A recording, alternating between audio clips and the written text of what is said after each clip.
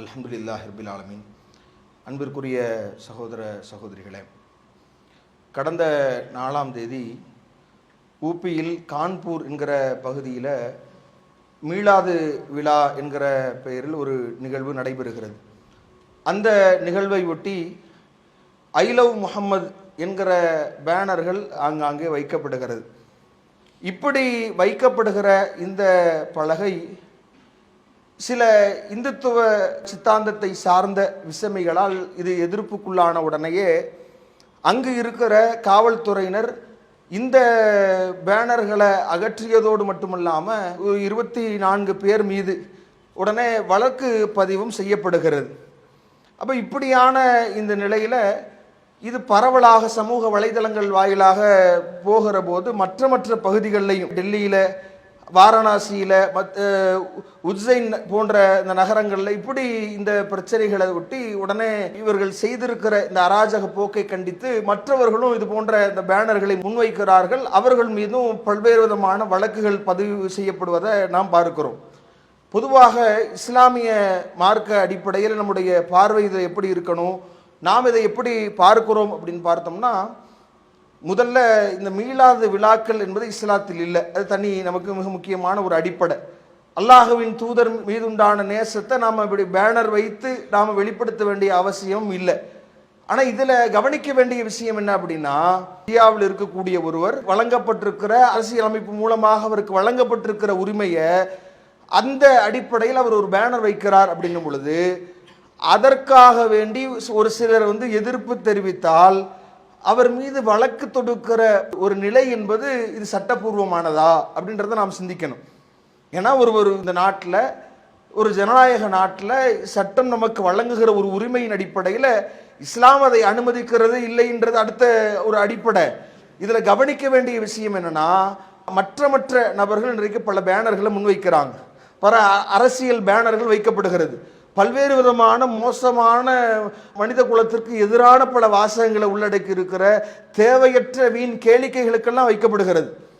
இதற்கு எதிராகலாம் வழக்கு தொடுக்காதவர்கள் அப்போ இப்படி முஸ்லீம்கள் ஒன்றை செய்திருக்கிறார்கள் என்பதற்காக வழக்கு தொடுக்கிறார்கள் என்றால் அப்போ இது எவ்வளவு ஒரு மோசமான, இஸ்லாத்தின் மீது உண்டான இவர்கள் எதிர்ப்பது அந்த பேனரை கிடையாது, அதன் பின்னால் இருக்கிற இஸ்லாமியர்களை ஒழிக்க வேண்டும் என்கிற சிந்தனையை தாண்டி வேறு எதுவும் கிடையாது. இன்னும் இதில் இருக்கக்கூடிய விஷயங்களை நாம் கவனித்து பார்க்கிற போது இதில் பல்வேறு விதமான ஒரு அடிப்படைகளை பார்க்கிறோம்.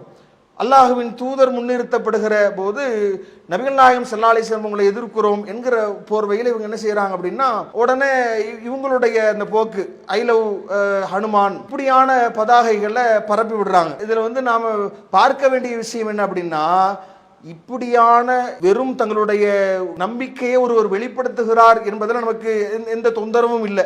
நீங்க யாரை வேண்டுமானாலும் அது மாதிரியான பதிவுகளை போட்டுக்கொள்ளுங்க. ஆனா இப்படி முஸ்லிம்கள் ஒரு பதாகையை வெளியிட்டிருக்கிறார்கள் என்பதற்காக வேண்டியே அதை எதிர்த்து வழக்கு தொடுத்தவர்கள், அதை எதிர்க்கிறார்கள் என்ற உடனேயே முஸ்லிம்கள் மீது வழக்கு பதிவு செய்யப்பட்ட பிறகு இப்படியான பேனர்களை இவங்க முன்வைக்கிறாங்களே, இவங்க மீது வழக்கு பதிவு தொடுக்கப்பட்டிருக்கிறதா, இவங்க எதிர்ப்புக்குள்ளாக இருக்கிறாங்கன்னா கிடையாது. அப்போ இது பொதுவாகவே இது எந்த அடிப்படையில் செய்யப்படுகிறது என்றால், ஒரு குறிப்பிட்ட சாரார் எதை உண்ண வேண்டும் என்று தீர்மானிக்கிறாங்களோ, ஆரம்பத்திலிருந்து பார்க்கிறோம்ல, மாட்டுக்கறி சாப்பிடக்கூடாதுன்னு அவனுக்கு அது பிடிக்காதுன்னா எவனும் சாப்பிடக்கூடாது, சாப்பிடுகிறவனை அடிப்போம் என்கிற சிந்தனை. இவங்க எதை புனிதமாக கருதுகிறார்களோ அந்த வாசகத்தை வேறு ஒருவன் சொல்லவில்லை என்றால் அவன் அடிச்சு, ஜெய் ஸ்ரீராம்ன்ற கோஷத்தை வேறு ஒரு மதத்தை அதை நம்பாத ஒருவன் சொல்ல வேண்டும் என்று சொல்லி அவனை கட்டி வைத்து அடித்துக் கொள்கிற இந்த மோசமானவர்கள். அப்போ இப்படியான சிந்தனை தான். நாங்கள் எந்த ஆடையை தவறுன்னு சொல்கிறோமோ, அந்த ஹிஜாப் நீ அணியக்கூடாது, நீ ஆடை அணிவதை, நீ உண்பதை, நீ எதை வைக்கணும், நீ எதை பயன்படுத்தணும், நீ எதை சொல்லணும் என்பதை நாங்கள் தான் தீர்மானிப்போம் என்கிற இந்த சங்பரிவார சிந்தனையில் இருக்கிற ஒன்றிய அரசு அப்போ தொடர்ந்து அது எப்படி ஒவ்வொரு மோசமான முஸ்லிம்களுக்கு எதிரான, சிறுபான்மையினருக்கு எதிரான தன்னுடைய நடவடிக்கைகளை எடுத்து வருகிறதோ அந்த ஒரு அம்சமாகத்தான் இந்த ஒரு நடவடிக்கையை நாம் பார்க்கிறோம். அப்போ இது மாதிரியாக இப்படி பல்வேறு விதமான இஸ்லாமியர்களுக்கு எதிராக இவங்க எந்த விதத்திலையும் தன்னுடைய ஜனநாயக உரிமையின் அடிப்படையில் ஒரு பேனர் வைத்திருக்கிறாங்க, அவ்வளவுதான். நாடெங்கிலும் இதில் எத்தனை வழக்குகள் பதிவு செய்யப்பட்டிருக்கின்றதை கவனிக்கணும். ஆனால் இவங்க செய்கிறதெல்லாம் விழாக்கள் நடத்துகிறோம் என்று கடவுளின் பெயரால் ஆரம்பித்து பல்வேறு பள்ளிவாசல்களை தீக்கிரையாக்குறது, பல்வேறு விதமான முஸ்லிம்களுடைய சொத்துக்களை சூறையாடுவது, பல்வேறு விதமான உயிர்களை காவு வாங்குவது என்கிற மாதிரியான மோசமான நடவடிக்கையில் ஈடுபடக்கூடிய நேரத்தில் அதை எதிர்க்கக்கூடியவர்கள் கிடையாது. ஆனால் இன்னைக்கு இந்த ஒரு நிலையை பார்க்கிற போது ஆளுக்கு ஒவ்வொரு மாநிலங்கள்லையும் இதற்கு எதிராக வழக்கு தொடுக்கப்படுகிறது. இது பெரிய அளவிற்கு பேசுபொருளாக ஆகியிருக்கிறது என்றால் நாம இந்த நிகழ்வுகளை, இதற்கு பின்னணியில் இருக்கிற இந்த ஒன்றிய பாஜக அரசை வன்மையாக கண்டிக்கிறோம்.